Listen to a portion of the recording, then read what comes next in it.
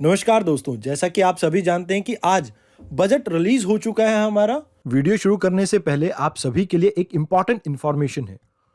दोस्तों, जैसे ही UPSC prelim नजदीक आता है तो हमें एक डर सताने लगता है कि क्या हम टाइमली अपनी रिवीजन को कंप्लीट कर भी पाएंगे।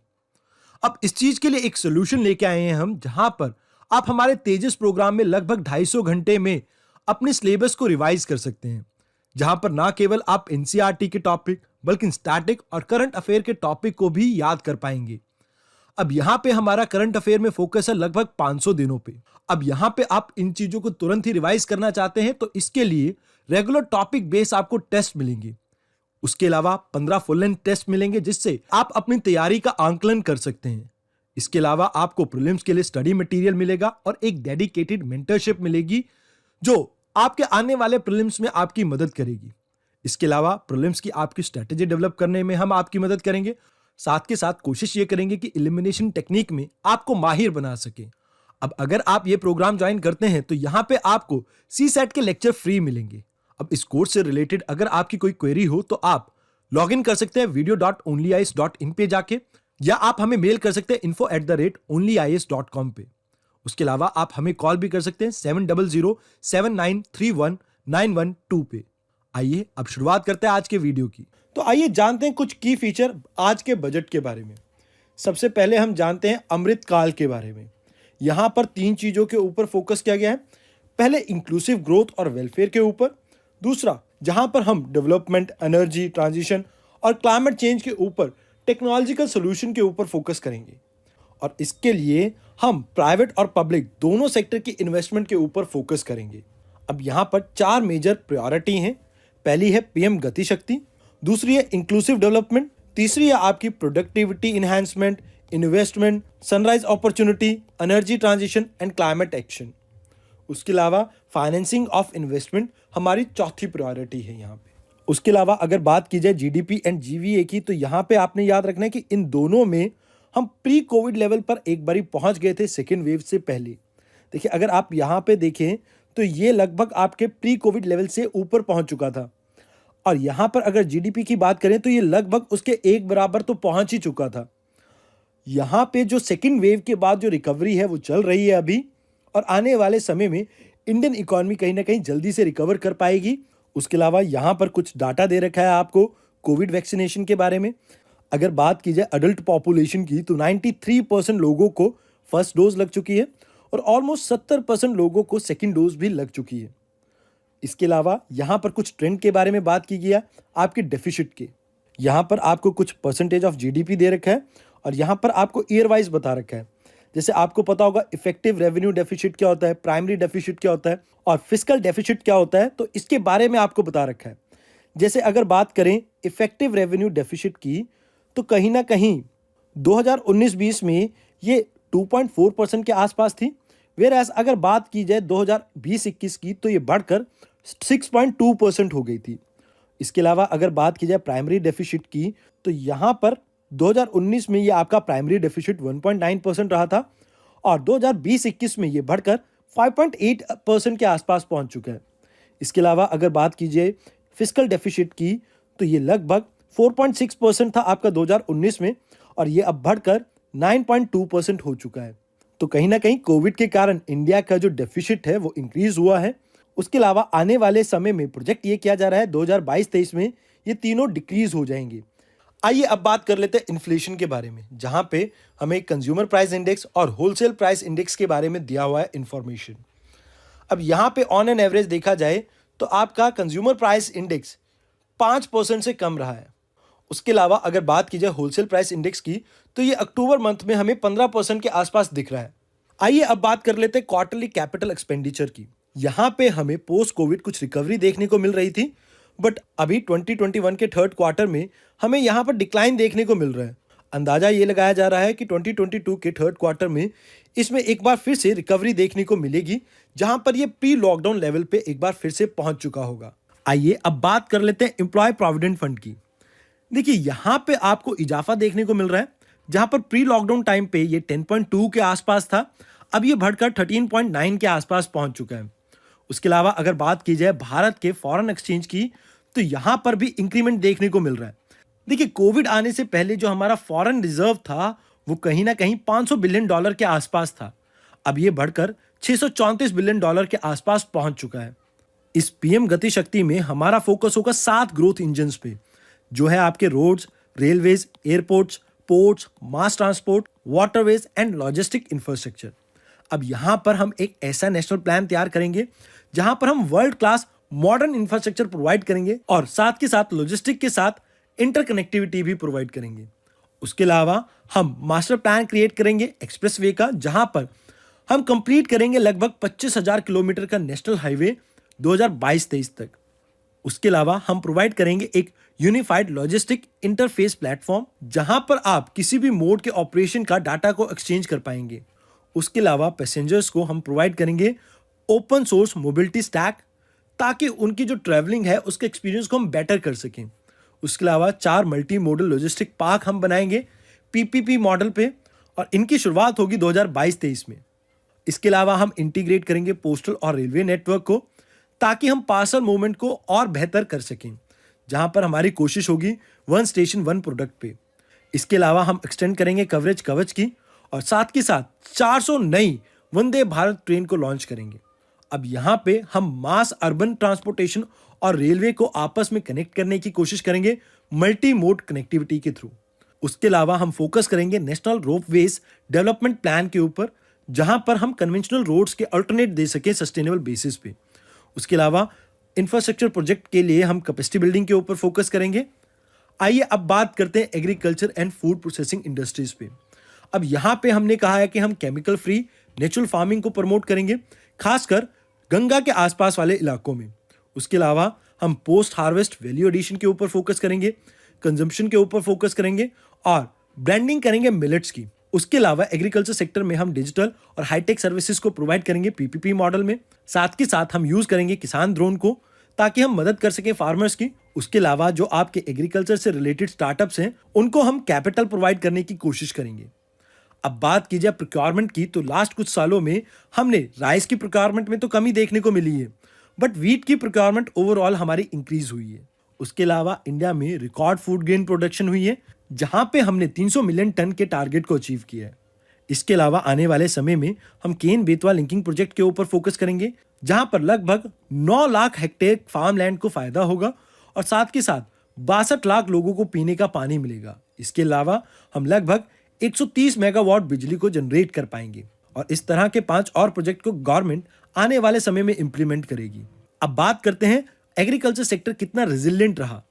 अब देखिए, अमूमन आपकी कोविड से पहले 2017-18 की बात करें तो एग्रीकल्चर सेक्टर में ग्रोथ देखने को मिल रही थी 6% के आसपास। ऑल्दो ये कोविड से जस्ट पहले डिप किया था, बट अभी के टाइम में हमें यहाँ पर रिकवरी देखने को मिल रही है। आइए अब बात कर लेते हैं एजुकेशन की।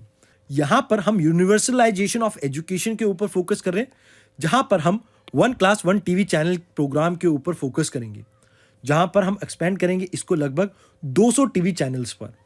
इसके अलावा वर्चुअल लैब्स और स्किल ई लैब्स के ऊपर फोकस किया जाएगा, जो थिंकिंग से रिलेटेड क्रिटिकल स्किल्स को डेवलप करेंगी बच्चों में, और साथ के साथ लर्निंग इन्वायरमेंट को और ज़्यादा बेटर करेंगी। उसके अलावा हम डिजिटल यूनिवर्सिटी के ऊपर फोकस करेंगे, जहां पर वर्ल्ड क्लास क्वालिटी एजुकेशन दी जाएगी सभी को। उसके अलावा हम क्वालिटी इंप्रूव करेंगे अपने ई कंटेंट की, और यहां पर ई कंटेंट हम डिलीवर करेंगे डिजिटल टीचर्स के थ्रू। उसके अलावा स्किल डेवलपमेंट की बात की जाए तो यहां पे हमने शुरुआत की है digital ecosystem for skill learning and livelihood, जिसे हम देश स्टैक ई पोर्टल भी बोलेंगे, जहां पर ऑनलाइन ट्रेनिंग प्रोवाइड की जाएगी। उसके अलावा स्टार्टअप्स में ड्रोन को प्रमोट करने के लिए हम ड्रोन शक्ति लेके आए हैं, जहां पर हम यूज करेंगे ड्रोन एज अ सर्विस। अब बात की जाए हेल्थ सेक्टर की, तो यहां पे आपको याद रखना है कि आने वाले समय में हम नेशनल डिजिटल हेल्थ इकोसिस्टम को रोल आउट करने वाले हैं। इसके अलावा national tele mental health programme को लॉन्च किया जाएगा, जहां पर क्वालिटी काउंसलिंग दी जाएगी सभी लोगों को। उसके अलावा इंटीग्रेट किया जा रहा है काफ़ी सारे आर्किटेक्चर्स को, जैसे मिशन शक्ति, मिशन वत्सल्य, सक्षम आंगनवाड़ी, पोषण 2.0, इन सभी को लॉन्च किया जा रहा है। उसके अलावा 2 लाख आंगनवाड़ीज को हम अपग्रेड करने वाले हैं सक्षम आंगनवाड़ीज में। अब अगर यहाँ पे बात की जाए किस स्कीम में कितना पैसा रखा गया है, यहाँ पर सक्षम आंगनवाड़ी और पोषण 2.0 में सबसे ज्यादा पैसा लगाया जाएगा 20,000 करोड़ के आसपास, पीएम पोषण में लगभग 10,000 करोड़ के आसपास, मिशन वत्सल्य में लगभग 1400 करोड़ के आसपास, मिशन शक्ति में 3000 करोड़ के आसपास। आप इन फिगर्स को यूज कर सकते हैं अपने मेंस के आंसर में भी। आइए अब बात करते हैं ऑल इंक्लूसिव वेलफेयर फोकस की। यहाँ पे पहला फोकस है हर घर नल से जल, जिसके अंडर लगभग 3.8 करोड़ घर को हम कवर करेंगे 2022-23 में। उसके अलावा पीएम आवास योजना के अंडर 80 लाख घरों को बनाएंगे हम 2022-23 में। अगर बात की जाए पीएम डिवाइन की, यहां पर हम इंफ्रास्ट्रक्चर के ऊपर फोकस करेंगे और सोशल डेवलपमेंट के ऊपर फोकस करेंगे नॉर्थ ईस्टर्न इंडिया में। उसके अलावा यहां पर हम एस्पिरेशनल ब्लॉक के बारे में भी बात कर रहे हैं, जहां पर जो डेवलपमेंट में पीछे रह गए हैं उनके ऊपर भी फोकस किया जाएगा। इसके अलावा वाइब्रेंट विलेज प्रोग्राम के अंडर हम फोकस करेंगे नॉर्दर्न इंडिया की जो बॉर्डर एरिया में विलेजेस हैं उनकी डेवलपमेंट के ऊपर। इसके अलावा यहां पे हम फोकस कर रहे हैं digital banking by post office पर, जहां पे आपके कोर बैंकिंग सिस्टम के साथ 100% इंटीग्रेट करेंगे पोस्ट ऑफिसेस। उसके अलावा डिजिटल पेमेंट्स को बढ़ावा देने के लिए शेड्यूल कमर्शियल बैंक को यह कहा गया है कि 75 डिजिटल बैंकिंग यूनिट्स को आप एस्टैब्लिश करेंगे लगभग 75 डिस्ट्रिक्ट में। उसके अलावा अगर बात की जाए एमएसएमई सेक्टर की, तो यहां पर वेरियस पोर्टल को इंटरलिंक किया गया है। उसके अलावा फोकस किया गया है परफॉर्मेंस कैसे इंप्रूव की जाए एमएसएमई सेक्टर की। यहां पे लेके आए हम raising and accelerating MSME performance. इस प्रोग्राम को हमने रिसेंटली रोल्ड आउट किया है। इसके अलावा 2 और स्कीम्स के ऊपर फोकस किया गया है, लेकिन इसके बारे में हम डिटेल में बात करेंगे अपने प्रीलिम बूस्टर सेक्शन में। उसके अलावा अगर बात की जाए productivity and enhancement and investment की, तो यहाँ पे हम फोकस करेंगे ईज ऑफ डूइंग बिजनेस 2.0 पे और ईज ऑफ लिविंग पे, जहां पर हम इशू करेंगे चिप एम्बेडेड ई पासपोर्ट को, मॉडर्न बिल्डिंग्स के बायलॉज लेके आएंगे, न्यू टाउन प्लानिंग स्कीम्स लेके आएंगे, ट्रांजिट ओरिएंटेड डेवलपमेंट लेके आएंगे और साथ के साथ हम फोकस करेंगे excellence of centre in urban planning पे। उसके अलावा इलेक्ट्रिक व्हीकल्स को प्रमोट करने के लिए बैटरी स्वैपिंग पॉलिसी लेके आएंगे। चार्जिंग स्टेशन का क्या आपको ऑल्टरनेटिव हो सकता है अर्बन एरियाज में, उसके ऊपर फोकस करेंगे। अगर बात की जाए ईज ऑफ डूइंग बिजनेस पे, तो यहाँ पे हम परिवेश पोर्टल को एक्सपैंड करने की कोशिश करेंगे। हम लैंड को एक यूनिक आइडेंटिफिकेशन नंबर देंगे। उसके अलावा गवर्नमेंट प्रिक्वायरमेंट में हम end to end online e billing system को यूज करेंगे। इसके अलावा सी पेज को हम यूज करेंगे, जिससे वॉलंटरी हम वेंड अप कर सके कंपनीज को। मतलब अगर किसी को लगता है कि उसकी कंपनी का इतना बेनिफिट नहीं है, वो अपनी कंपनी को जल्दी से जल्दी वाइंड अप कर सके, इसको हम यहाँ पे इंश्योर करेंगे। उसके अलावा हम फोकस करेंगे ट्रस्ट बेस्ड गवर्नेंस पे। मतलब एक दूसरे में, मतलब प्राइवेट सेक्टर में और पब्लिक सेक्टर में आपस में ट्रस्ट बिल्ड करने की कोशिश करेंगे। आइए यहां पे बात कर लेते हैं कि कितना पैसा एलोकेट किया गया है प्रोडक्शन लिंक इंसेंटिव स्कीम के अंडर वेरियस सेक्टर को। तो टेलीकॉम एंड नेटवर्किंग प्रोडक्शन को लगभग 500 करोड़, आपके इलेक्ट्रॉनिक्स एंड हार्डवेयर सेक्टर को लगभग 5000 करोड़ के आसपास, फार्मास्यूटिकल सेक्टर को लगभग 1600 करोड़ के आसपास। आइए अब बात कर लेते हैं फाइनेंसिंग ऑफ इन्वेस्टमेंट के बारे में। अब यहां पे आपको कुछ ट्रेंड एनालाइज करने हैं। देखिए, गवर्नमेंट ने फोकस किया इस बार कैपिटल एक्सपेंडिचर पे। कैपिटल एक्सपेंडिचर क्या होता है? जहां पे आप कोशिश कर रहे हैं कुछ नए आपके एसेट्स क्रिएट हो। तो यहां पे अगर आप देखेंगे तो रिसेंट टाइम में कैपिटल एक्सपेंडिचर में इजाफा देखने को मिला है। वेयर एज रेवेन्यू एक्सपेंडिचर आपका वो होता है जो आप डे टू डे खर्चों में इस्तेमाल कर रहे हैं पैसा, तो इसमें कमी देखने को मिली है। तो ये एक आपका इंपॉर्टेंट पॉइंट हो सकता है यूपीएससी प्रीलिम्स के लिए, तो इसे याद रखना। उसके अलावा हमने data centres, energy storage centres system को इंफ्रास्ट्रक्चर स्टेटस दे दिया है, जिससे इन्हें इन्वेस्टमेंट या लोन लेने में कोई परेशानी ना हो। उसके अलावा हम फाइनेंसेस प्रोवाइड करने की बात कर रहे हैं सनराइज सेक्टर्स को, और ग्रीन बॉन्ड इशू करेंगे ताकि ग्रीन इंफ्रास्ट्रक्चर को हम और ज्यादा प्रमोट कर सकें। उसके अलावा वेंचर कैपिटलिस्ट और प्राइवेट इक्विटी इन्वेस्टमेंट को हम और ज्यादा इंक्रीज करने की कोशिश कर रहे हैं।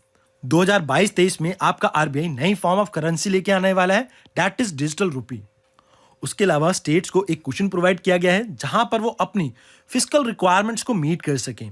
अब जैसे आप यहां पे इस डायग्राम को देखिए, इस डायग्राम में आपको ये दिख रहा होगा डेट टू जीडीपी रेशियो। अब यहां पे ये आपका जो डेट टू जीडीपी रेशियो है ये लगभग 31.2% है। अब यहां पे अगर आप प्रीवियस ईयर से इसे कंपेयर करें तो ये पहले के मुकाबले थोड़ा इंक्रीज हुआ है। ऑल्दो ये पिछले साल 2019-20 के मुकाबले बहुत ज्यादा इंक्रीज हुआ था, बट अभी भी ये अंडर कंट्रोल है। उसके अलावा अगर बात की जाए ग्रॉस फिस्कल डेफिसिट की, तो आप ट्रेंड देखिए, ऑलमोस्ट 3-4 साल तक ये एक सार था और इसके बाद एकदम से हाइक देखने को मिलता है आपको। अब ये हाइक था, ये किस लिए था? यहां पे आपने देखा कोविड हुआ, इसके बाद हाइक हुआ ये आपका फिस्कल डेफिसिट, और इसके बाद एक बार फिर से डिक्लाइन देखने को हमें मिल रहा है। तो कहीं ना कहीं ये आपका जिगजैग पैटर्न चल रहा है। तो अगर आपको कहें कि आपका fiscal deficit post Covid steadily increase हो रहा है, तो ये बात कहीं ना कहीं गलत हो जाती है। ऐसी स्टेटमेंट आ सकती है आपको यूपीएससी प्रीलिम्स में। उसके अलावा अगर बात की जाए रेवेन्यू डेफिसिट की, तो यहां पे भी आपको कुछ चेंजेस देखने को मिल रहे हैं। जैसे ये एक बार इंक्रीज हुआ था और उसके बाद अभी हाल फिलहाल में इसमें डिक्लाइन देखने को मिल रहा है। तो यहां पर आपको ग्रॉस फाइनेंशियल डेफिसिट और रेवेन्यू डेफिसिट में एक इंक्रीज के बाद डिक्लाइन देखने को मिल रहा है, लेकिन डेट टू जीडीपी रेशियो में हमें एक इंक्रीज देखने को मिल रहा है over a period of time. अब देखिए यहां पे आपका 2018 में 17-18 में 25.1% था, फिर 25.3%, 26.3%, 31.1 एंड 31.2। तो यहां पे आपको स्टेडीली इंक्रीज देखने को मिल रहा है अगर आप इस ट्रेंड को देखें ध्यान से। तो अब अगर आपने प्रीवियस ईयर क्वेश्चन देखें तो आपको इस ट्रेंड का मतलब समझ में आ गया होगा। उसके अलावा यहां पे 2022-23 में स्टेट को हमने अलाउ किया है कि वो फिस्कल डेफिसिट 4% तक रख सकते हैं अपने स्टेट के ग्रॉस स्टेट डोमेस्टिक प्रोडक्ट के। लेकिन यहां पे आपको याद रखना कि ये 0.5% तभी आपको मिलेगा अगर आप पावर सेक्टर में कुछ रिफॉर्म लेके आते हैं। अब बात की जाए टैक्स प्रपोजल की, यहां पर कुछ टैक्स रिलीफ दिया गया है पर्सन विद डिसेबिलिटीज को। उसके अलावा alternate minimum tax, surcharge for corporate, इन दोनों में ही कमी देखने को मिली है। उसके अलावा टैक्स पेयर्स अपने अपडेटेड रिटर्न्स फाइल कर सकते हैं विदिन 2 इयर्स अपनी सभी करेक्शन के साथ। उसके अलावा टैक्स इंसेंटिव जो स्टार्टअप्स को मिलते थे उसे एक्सटेंड किया गया है। उसके अलावा जो आप इनकम जनरेट कर रहे हैं अपने वर्चुअल एसेट्स को बेच के, तो उसके ऊपर 30% टैक्स लगेगा। उसके अलावा लिटिगेशन को बेटर वे में मैनेज किया जाएगा ताकि बार बार अपील करने को अवॉइड किया जा सके। उसके अलावा सरचार्ज और सेस जो आप इनकम पे लगाते थे और प्रॉफिट पे लगाते थे, उसको हम काउंट नहीं करेंगे एज अ बिजनेस एक्सपेंडिचर। उसके अलावा अगर बात की जाए जीएसटी की यहाँ पे, तो आपको याद रखना है कि एक बार लॉकडाउन के टाइम पे हमें यहाँ पे डिप देखने को मिला था, बट उसके बाद आपका ये रिकवर किया, बट सेकेंड वेव में एक बार फिर से यहाँ पे डिक्लाइन देखने को मिला है और ये अभी हाल फिलहाल में आपके प्री कोविड इरा को सरपास कर चुका है। तो ये चीजें आपको जाननी इंपॉर्टेंट थी। उसके अलावा कस्टम एडमिनिस्ट्रेशन को हम फुली कंप्यूटराइज करने वाले हैं जो भी SCZ में लोकेटेड है। उसके अलावा कैपिटल गुड्स पे जो हम कंसेशनल रेट्स देते थे उन्हें हम फेज आउट करेंगे और इसके ऊपर हम मॉडरेट टैरिफ लगाएंगे लगभग 7.5% का। उसके अलावा जितनी भी कस्टम एग्जम्पशन हमने दे रखे हैं उसको रिव्यू करेंगे और साथ के साथ टैरिफ को सिंप्लीफाई करने की कोशिश करेंगे। कस्टम ड्यूटी रेट को हम इस तरह से मैनेज करेंगे कि जो आपकी डोमेस्टिक इलेक्ट्रॉनिक मैन्युफैक्चरिंग इंडस्ट्रीज हैं इनको फायदा मिले। उसके अलावा हम रिड्यूस करेंगे ड्यूटीज को ताकि हम जो भी इनपुट रिक्वायर्ड है हमारी एक्वाकल्चर के लिए उसको हम प्रमोट कर सके। उसके अलावा अनब्लेंड फ्यूल के ऊपर हमने एडिशनल ड्यूटी लगाने का फैसला किया है। उसके अलावा हमने अभी भी स्टील स्क्रैप के ऊपर किसी भी तरह का कोई टैक्स नहीं लगाया। उसके अलावा कोशिश ये रहेगी कि जो भी एग्रीकल्चर से रिलेटेड हमारे टूल्स हैं या कोई चीजें हैं जो हम इंपोर्ट कर रहे हैं तो उनके टैक्सेस को हम कहीं ना कहीं रेशनलाइज करने की कोशिश करेंगे।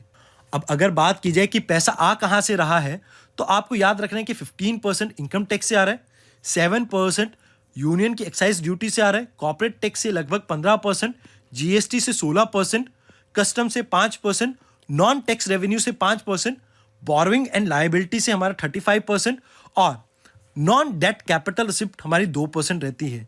तो ये बताता है कि हमारा कुल पैसा कहां से आ रहा है। सबसे ज्यादा तो बोरोइंग से आ रहा है और उसके बाद आपका जीएसटी है, फिर आपका income tax and corporate tax और उसके बाद तो सभी लगभग एक बराबर से ही है। अब पैसा सबसे ज्यादा खर्च कहां पे हो रहा है, तो यहां पे आपको याद रखना है कि सबसे ज्यादा पैसा हम इंटरेस्ट पेमेंट में दे रहे हैं, उसके बाद जो स्टेट का शेयर है उसमें जाता है, फिर जो सेंट्रल सेक्टर स्कीम्स है उसमें जाता है, फिर उसके बाद जो आपके फाइनेंस कमीशन का जो ट्रांसफर्स वगैरह ग्रांट्स वगैरह है उसमें जाता है, फिर सेंट्रली स्पॉन्सर्ड स्कीम में जाता है। उसके अलावा सब्सिडीज, डिफेंस, अदर एक्सपेंडिचर और पेंशन में, इन सभी में पैसा खर्च होता है। अब यहां पे आपको रेवेन्यू रिसिप्ट, कैपिटल रिसिप्ट, इन सभी का डाटा दे रखा है। इसके बारे में डिस्कस करना कुछ ज्यादा इंपॉर्टेंट तो नहीं है, बट आइए फिर भी एक बार देख लेते हैं। देखिए इस बार के बजट में हमने जो रेवेन्यू रिसिप्ट का एस्टिमेट दिया था उससे कुछ ज्यादा ही देखने को मिला है हमें रिवाइज एस्टिमेट में। हो सकता है अभी एक्चुअल एस्टिमेट शायद इससे थोड़ा अलग हो। उसके अलावा अगर बात की जाए कैपिटल रिसिप्ट की, तो यहां पे आपको याद रखना है कि जो आपका कैपिटल रिसिप्ट है 2021-20 के लिए बजट में उसे कुछ ज्यादा बताया गया था, बट अभी हाल फिलहाल में हमने ये पाया है रिवाइज्ड एस्टिमेट में ये थोड़ा कम रहेगा। उसके अलावा रेवेन्यू एक्सपेंडिचर के बारे में बात की जाए तो यहां पे आपको याद रखना है कि रेवेन्यू एक्सपेंडिचर बजट में कम एस्टिमेट किया गया था और रिवाइज्ड एस्टिमेट में ये कुछ ज्यादा ही दिख रहा है। उसके अलावा इफेक्टिव कैपिटल एक्सपेंडिचर की बात की जाए तो यहां पे भी हमें बजट के एस्टिमेट से कुछ ज्यादा ही देखने को मिल रहा है। उसके अलावा यहां पे बात की गई है कौन सी स्कीम को हमने, मेजर स्कीम्स को पैसे कितने एलोकेट किए हैं। नेशनल हेल्थ मिशन को हमने लगभग 37,000 करोड़ के आसपास लगाए हैं। जल जीवन मिशन के under 60,000 crore, national mission on education पे लगभग 40,000 करोड़, प्रधानमंत्री ग्राम सड़क योजना पे लगभग 19,000 करोड़, पीएम किसान पे लगभग 70,000 करोड़, आत्मनिर्भर भारत रोजगार योजना पे लगभग 6,000 करोड़ और प्रधानमंत्री स्वास्थ्य सुरक्षा कार्यक्रम पे हमने लगभग 10,000 करोड़ को इन्वेस्ट करने की सोची है। अब बात की जाए मिनिस्ट्री वाइज एलोकेशन, किस मिनिस्ट्री को कितना पैसा मिला है, तो सबसे ज्यादा पैसा मिला है आपकी डिफेंस मिनिस्ट्री को, लगभग 6 लाख करोड़ के आसपास, या आप 5 लाख करोड़ भी बोल सकते हैं। उसके बाद दूसरे नंबर पे आती है आपकी कंज्यूमर अफेयर मिनिस्ट्री, जो पीडीएस स्कीम को इंप्लीमेंट करती है, इन्हें 2 लाख करोड़ के आसपास। फिर आती है आपकी रोड ट्रांसपोर्ट मिनिस्ट्री, जिसको लगभग 2 लाख करोड़ दिए गए हैं। इसके बाद आती है आपकी होम अफेयर, जिसको लगभग 1.8 लाख करोड़ दिया गया है। उसके बाद रेलवे, जिसको 1.4 लाख करोड़ दिया गया है। इसके बाद आता है आपका रूरल डेवलपमेंट मिनिस्ट्री, जिसको 1.3 लाख दिए गए हैं। एग्रीकल्चर सेक्टर को लगभग 1.3 लाख करोड़ दिए गए हैं। केमिकल एंड फर्टिलाइजर सेक्टर को लगभग 1 करोड़ दिया गया है और मिनिस्ट्री ऑफ कम्युनिकेशन को लगभग 1 करोड़ दिया गया है। तो दोस्तों, ये कुछ आपके बजट के बारे में इंपॉर्टेंट इंफॉर्मेशन थी जो आपको जाननी जरूरी थी। आज की वीडियो में इतना ही। धन्यवाद।